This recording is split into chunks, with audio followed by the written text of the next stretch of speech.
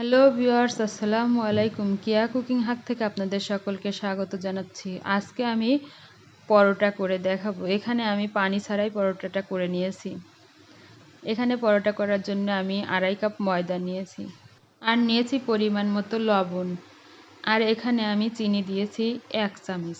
আপনারা চেষ্টা করবেন পরোটাতে একটুখানি চিনি দিতে। চিনি দিলে পরোটার টেস্টটা অন্যরকম হয়ে যায়, অনেক মজা লাগে। আপনারা এখানে পানি দিয়েও করে নিতে পারেন, তবে সাথে একটু গুঁড়া দুধ দিলে পানির সাথে অনেক ভালো হয়। এখানে আমি পানি দেইনি, সম্পূর্ণ আমি আটাটাই মিক্স করেছি দুধ দিয়ে, লিকুইড চাল করে রাখা দুধ দিয়ে। এখানে আমি 1 টেবিল চামচ তেল নিয়েছি। তেলটা দিলে অনেক সুন্দর হয়, খেতে অনেক টেস্টি লাগে। এই সবগুলো উপকরণ দিয়ে আমি হাতে মেখে নিচ্ছি একটু শুকনোভাবেই। তারপরে আমি এখানে দুধ দিয়ে দেবো। দেখুন, এভাবে যখন হাত দিয়ে চেপে ধরবেন তখন আর ছেড়ে যাবে না, একটুখানি আটকে থাকবে। এই পর্যায়ে বুঝতে পারবেন যে আপনার ডোটা সুন্দর হয়ে যাবে। এখন আমি 1 বাটি দুধ নিয়েছি। এই 1 বাটি থেকে আমার যতটুকু লাগবে আমি ততটুকু নিয়ে সুন্দর একটা ডো তৈরি করে নিয়েছি। আমার 1 বাটি থেকে অল্প একটু কম বেঁচে আছে দুধটা, আর একটুখানি তেল দিয়ে আমি উপর থেকে মাখিয়ে কিছুটা সময় রেস্টে রেখে দিয়েছি। এখন আমি ডোটাকে আর একটু ভালো করে হাতের সাহায্যে মেখে নেব। মেখে নেওয়া হয়ে গেলে এখানে আমি ছোট ছোট আকারে লেচিগুলো কেটে নেব। একবারে ছোট কাটা যাবে না, একটু বড় বড়, সামান্য একটু বড় করে নিতে হবে, যাতে করে সুন্দর একটা পরোটার শেপ চলে আসে। প্রত্যেকটা লেচি আমি কেটে নিয়েছি আর একটা ঢাকনা দিয়ে ঢেকে রেখেছি। প্রতিবার নেওয়ার সময় ঢাকনা দিয়ে ঢেকে রাখতে হবে। এখন আমি একটা পরোটা সুন্দরভাবে বেলে নিচ্ছি। এখানে আমি তেলটা এত পরিমাণ কম দিয়ে পরোটা করব, অনেক সুন্দর হয় খেতে। তেল কম দিলেও পরোটার স্বাদটা কোনো অংশে কম হয় না, অনেক সুন্দর হয়।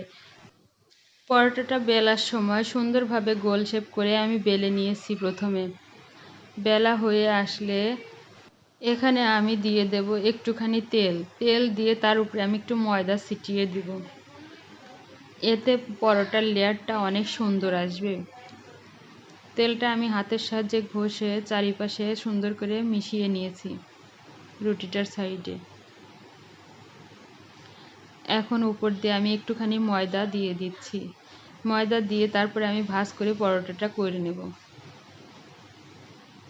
এভাবে চেপে চেপে ভাঁজটা করে নেবেন, এতে করে বেলার সময় আর ছেড়ে যাবে না পরোটাটা। দেখুন কত সুন্দর করে চেপে চেপে আমি নিয়েছি। এখন আমি ময়দা দিয়ে এটাকে বেলে নেব। সুন্দর একটা চারকোনা পরোটার শেপ করে এটাকে আমি সুন্দরভাবে বেলে নেব। এক সাইডে বেলে আমি ঘুরিয়ে নিয়ে আবার আরেক সাইডটা বেলে নিয়েছি। এভাবে পরোটা বেললে পরোটার শেপটা অনেক সুন্দর হয়, তাই আমি সুন্দরভাবে চারপাশ করে বেলে নিয়েছি। আপনারাও ঘুরিয়ে ঘুরিয়ে এভাবে বেলে নেবেন। এভাবে পরোটা করলে প্রত্যেকটা মানুষের পরোটাই ফুলে একদম ফুলকো ফুলকো হবে। দেখুন আমার পরোটাটা ডলা হয়ে গেছে। এখন আমি এটাকে ভেজে নেব। প্রথমে ভেজে নেওয়ার পরে তারপরে আমি এখানে দিয়ে দেব তেল। এপাশ ওপাশ আমি সুন্দরভাবে ভালো করে ভেজে নিয়েছি। ভেজে নেওয়ার সময় পরোটাটা অনেক ফুলে আমার সুন্দর হয়েছে, একদম পারফেক্ট হয়েছে। যখন ফুলে আসবে সেই সময় আমি এখানে দিয়ে দেব তেল। আমি অল্প পরিমাণে তেল দিয়ে নিয়েছি, সেই জন্য আমি ব্রাশ দিয়ে তেলটাকে পরোটার চার সাইডে সুন্দর করে ছড়িয়ে দিয়েছি পরোটার উপর থেকে, এবং উল্টা পাশ করে নিয়ে তারপরে আমি উল্টা পাশেও আরেকটু তেল দিয়ে নিয়েছি। এই পরোটাটা খেতে অনেক সুন্দর আর সফট হয়। সকাল অথবা বিকেলের নাস্তায় এই পরোটা আপনারা যদি কেউ একবার তৈরি করে বাসায় খান, তাহলে বারবার খেতে ইচ্ছা হবে। আজকের এই পরোটার রেসিপি যদি আপনাদের ভালো লেগে থাকে তাহলে লাইক, কমেন্ট, শেয়ার এবং সাবস্ক্রাইব করে দিবেন।